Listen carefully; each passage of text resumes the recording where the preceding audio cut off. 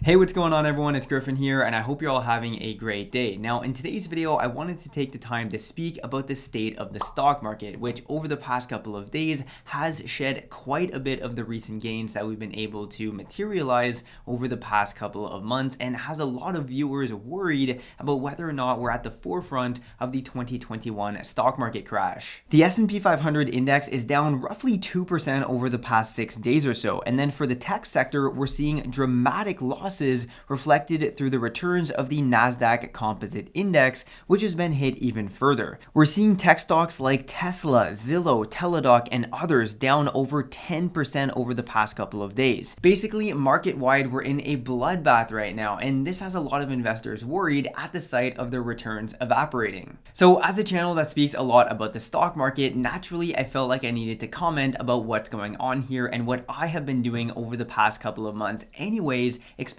this type of event or what may be a future stock market crash. Because let's remember here that it's always a party when the markets are up consistently for weeks or months at a time, but like in all healthy market environments, reality comes knocking and corrections do occur. And to be honest, a potential upcoming market correction I think is something that a lot of investors had looming at the back of their minds, with all-time highs over the past couple of weeks and valuations that are through the roof. So yeah, let's talk about some things that you can implement in your investing strategy to properly prepare for an up and coming stock market crash either sooner or later. But first, as always, if you're new to investing, make sure to check out the links down below where you can open up a new stock brokerage account and you'll get some free money for opening and funding your account. And also make sure to check out the link down in the description to the full stock market investing course where you can learn everything from A to Z about how to invest properly in the stock market for long-term growth.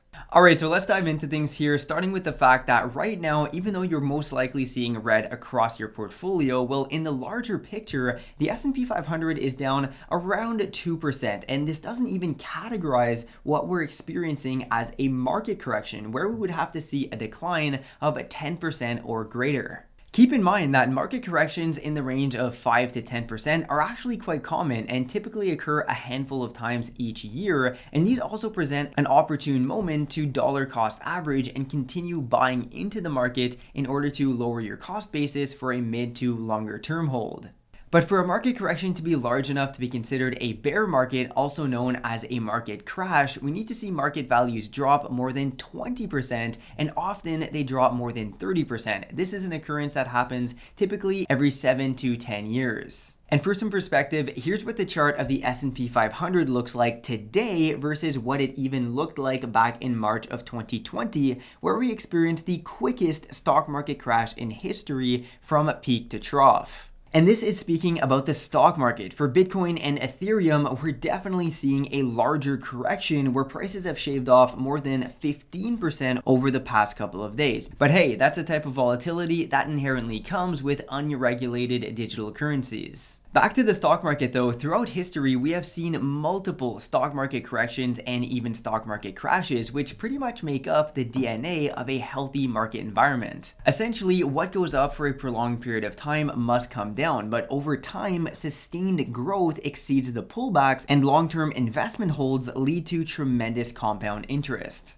Just take a look at this chart right here where we can clearly see the long-term behavior of the relationship between bull and bear markets. It's an entirely normal occurrence to experience a market correction or crash after sustained profits for any given period of time, typically around 7 years as mentioned earlier. But now, since last March, when we experienced the quickest stock market crash in history, we've seen asset prices rise like crazy, especially in big tech and companies that were poised to take advantage of the pandemic in order to further fuel their growth. Just take a look at the Nasdaq 100 with companies like Tesla, Apple, and Microsoft, which grew by almost 100% since the lowest point reached last March, and that's an index, not any individual company. So this is some parabolic growth that we've been experiencing over the past year or so, and inevitably this also led to shooting up the underlying valuations of these companies relative to revenues and earnings. To be honest, it does not surprise me whatsoever to see a temporary market correction like we're seeing right now. Hopefully it doesn't turn into a dramatic crash, but even at that, I was somewhat expecting this to happen after such a lengthy run, and I would gladly see companies like Tesla and Apple, for example, continue to shave off some market price so that I can get in at a better and more opportune price point for a longer term hold.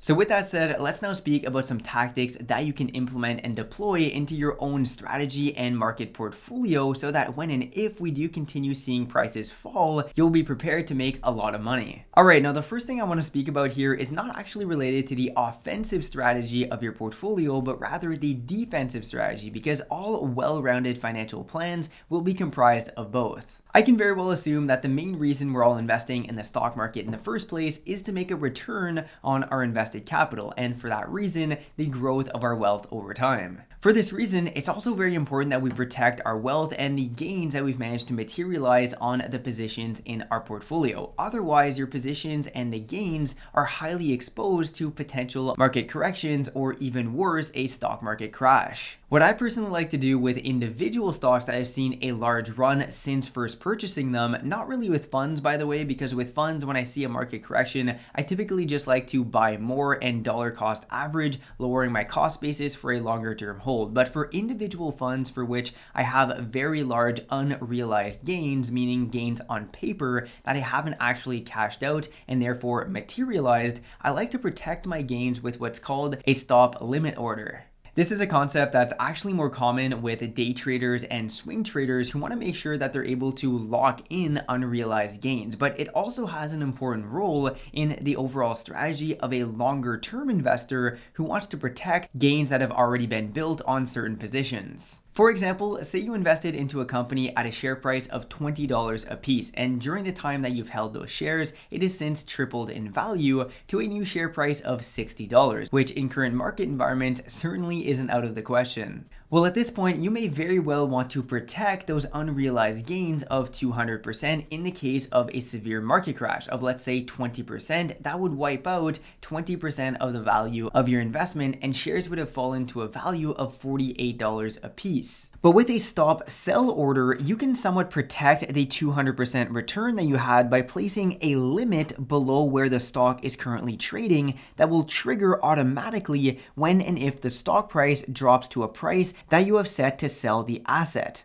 In that previous example, at $60 per share, you could have put a trigger price at, let's say, $55 and a sell limit price at $53. So if the stock drops below $55, it will trigger that sell order and will sell your shares for no less than $53. And this allows you to materialize some gains in case of a stock crash or a correction where you're out of the position with your profits. In fact, I recently even did this with Tesla, where I first bought in at around $380 per share, and it's since shot up to upwards of $875. Now at that point, I set a stop sell limit order so that I could get out of the position at around $750 if the stock were to crash down, and that's actually exactly what happened, where right now, I think at the time of filming this video, it's trading for at around $680. Well, I was out yesterday at around $760 a share.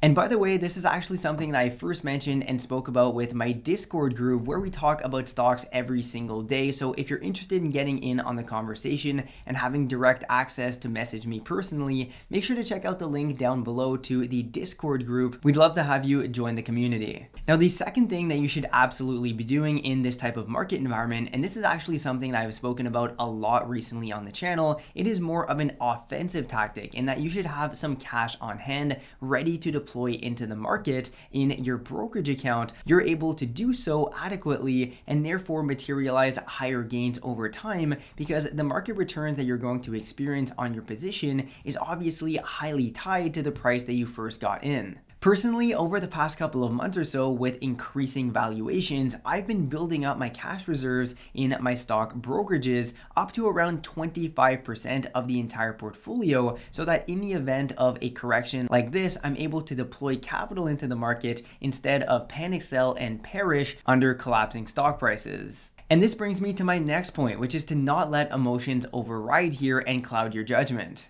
Let me be very clear though that in no way am I advocating trying to time the market and then getting in and out of the market at opportune moments. This is something that's pretty much impossible to do consistently, and I've always mentioned that staying consistent with your investments, dollar cost averaging and holding for the long term is always going to be the better strategy. Everything I just mentioned about these stop sell orders is really just to cover yourself and act as a safety net for a long-term strategy. And for companies that you have strong conviction in, a market correction is an opportune moment to just buy the dip, dollar cost average, and continue holding for the long term. But it's for this exact reason that I always recommend holding some cash in the sidelines in both a bull and a bear market, but especially in a market like we're seeing right now where valuations are extremely high. There's going to be increased volatility in the market, and these types of corrections may happen more periodically. This is also why I always recommend diversifying your investments for both investment classes and then also the assets within each one of your portfolios.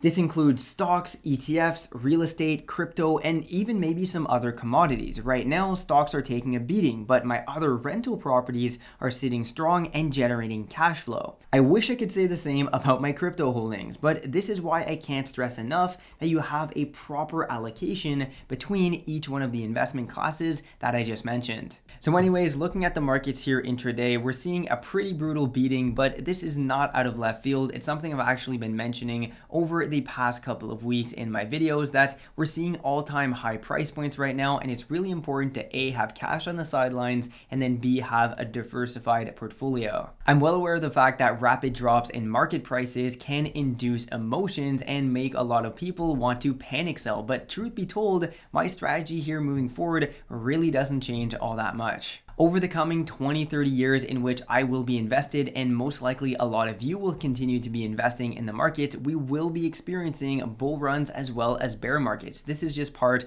of investing. Just make sure that you're well prepared and that you stay the course with your own strategy and plan. Panic selling is always going to put you in a worse position. And for everyone watching this who may be a newer investor who has gotten in the past year, since March for example, this may very well be the first time that you experience a temporary market correction. And I want you to approach this from a lens of opportunity where you're able to get in on better price points for a longer term hold rather than a position of panic selling and losing out on some of those unrealized gains. So that pretty well wraps up today's video on the current market correction. Hopefully you're going to take this as an opportunity. I really hope you enjoyed the video. If you did, make sure to drop a like. It really helps the channel out. And if you want to learn more about stock market investing, real estate, crypto, and other investing topics, make sure to subscribe to the channel and hit the bell button to be notified of my upcoming videos. And finally, make sure to check out all the links down below to resources I use and recommend for new and intermediate investors. So on that note, thanks a lot for watching, and I'll see you in the next one.